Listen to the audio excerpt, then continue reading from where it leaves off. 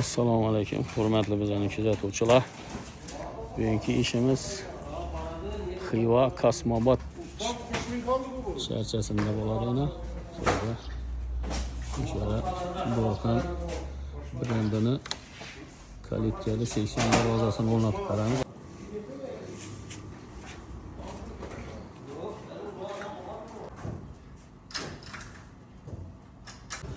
Eshiklaridan yana ustampka yaratamiz. Ba'zida fotoğrafları biz turamayın birine profilden asıp fotoğraftan az profilin özünü asıp verdik. Motorları. Seksiyonlu darvazamız. Yuvada bizim ustampkamız. Hazır geçişleri var. Bol.